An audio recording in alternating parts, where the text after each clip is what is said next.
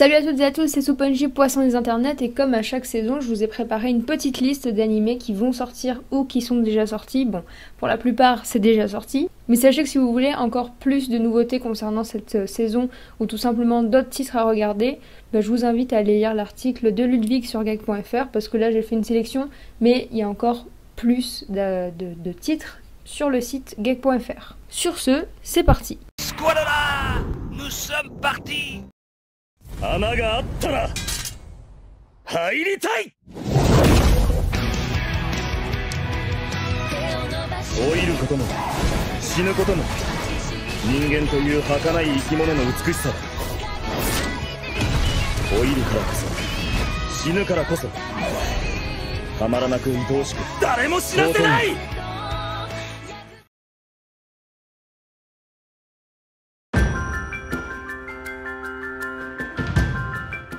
Et on commence maintenant avec Dragon Quest, la quête de Dai, qui a suscité un énorme engouement à l'époque dans les années 91, puisqu'il y avait déjà eu une adaptation animée du manga et plus largement du jeu vidéo Dragon Quest, sous le nom de Fly. Peut-être que certains connaissent déjà.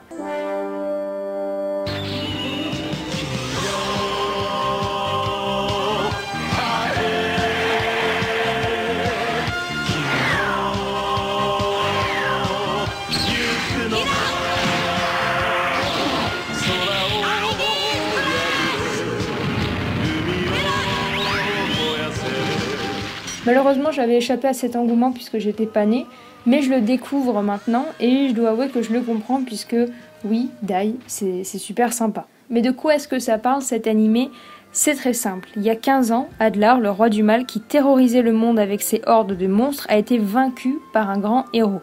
Libérés de leurs maléfices, les monstres ont commencé à vivre discrètement sur une petite île des mers du Sud, l'île de Dermlin. C'est sur cette île que notre héros, Dai, âgé alors de 12 ans, a été élevé par son grand-père adoptif, Brass. Malheureusement, le roi du mal ressuscite et recommence à semer la terreur dans le monde, et bien évidemment, c'est là que notre héros va rentrer en jeu. L'opening, il claque, c'est un bon opening à l'ancienne comme on aime.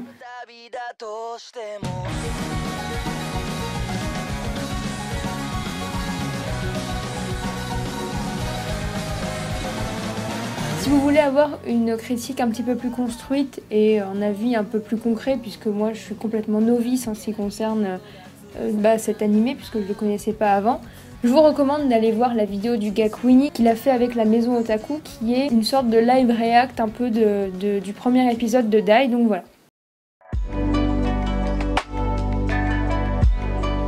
On poursuit du côté des nouveautés avec Jujutsu Kaisen et mon dieu, qu'est-ce que j'attendais cet animé. J'avais lu le manga et j'avais vraiment bien accroché et pourtant c'est pas du tout mon délire, hein, tous ces trucs de sorcières, de loups-garous et tout, en l'occurrence dans ce manga l'exorcisme, c'est pas des thèmes auxquels j'adhère particulièrement, c'est pas quelque chose qui va m'affecter et tout ça. Mais je dois avouer que ce thème est particulièrement bien amené et bien traité dans ce manga. Et c'est pour ça que j'avais bien aimé les personnages. Et surtout, le GOAT, Gojo.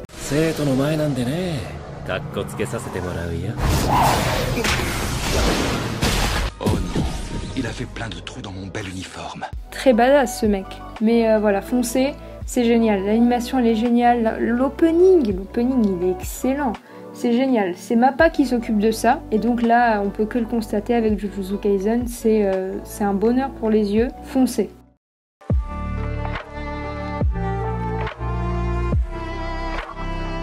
Razel s'éveille d'un sommeil de 820 ans. Ça fait beaucoup là, non? Il porte le titre particulier de noblesse, un noble pur sang et protecteur de tous les autres nobles. Dans le but de protéger Razel, son serviteur Frankenstein l'inscrit à l'école Yeran, où Razel apprend la routine simple et quotidienne du monde humain au travers de ses camarades de classe. Cependant, l'Union avec un grand U, une société secrète, projette de conquérir le monde, envoyant des humains modifiés et empiétant toujours plus sur la vie de Razel, l'obligeant à utiliser ses super pouvoirs pour protéger ceux autour de lui. Après 820 ans de complot, les secrets derrière son sommeil sont finalement révélés et la protection absolue de Razel en tant que noblesse commence. C'est disponible depuis le 5 octobre sur Crunchyroll et il s'agit bien évidemment d'un programme Crunchyroll Originals, puisqu'en général, quand il y a une adaptation de webtoon, c'est que Crunchyroll n'est pas très loin derrière.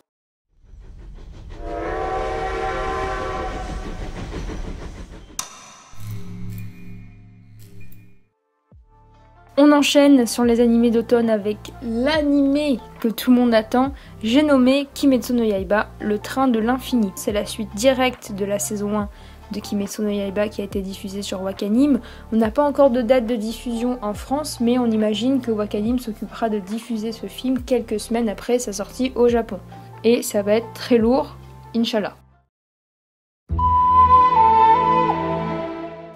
Je vous propose de conclure cette petite vidéo avec l'adaptation animée de Burn the Witch qui est disponible depuis le 2 octobre sur Crunchyroll. Burn the Witch, qu'est-ce que c'est ? Il s'agit tout simplement de la dernière œuvre de Tite Kubo, le mangaka de Bleach. Historiquement, 72% de tous les décès à Londres sont liés aux dragons, des êtres fantastiques invisibles pour la majorité des gens. Bien qu'ils soient inconnus de la plupart de la population, une partie d'entre elles a tenu tête à ces dragons. Seuls les habitants de la partie cachée de Londres peuvent voir les dragons, mais parmi ces gens, à peine quelques rares élus deviennent des sorciers ou des sorcières, seuls êtres habilités à entrer en contact avec eux. Les protagonistes de l'histoire sont le duo de sorcières Noel Niyashi et Nini Spankol. Elles sont des agentes de protection pour Wingbind, une organisation pour la conservation et la gestion des dragons. Leur mission est de protéger et de gérer les dragons de Londres au nom de la population. L'anime possède un découpage assez particulier puisque la saison 1 est constituée de 3 OAV. Il faut savoir que la saison 2 est déjà en route entre guillemets, mais voilà, pour le moment il faudra se contenter de 3 OAV pour cette première saison. Donc voilà, un petit anime assez sympathique, un peu fantastique, etc.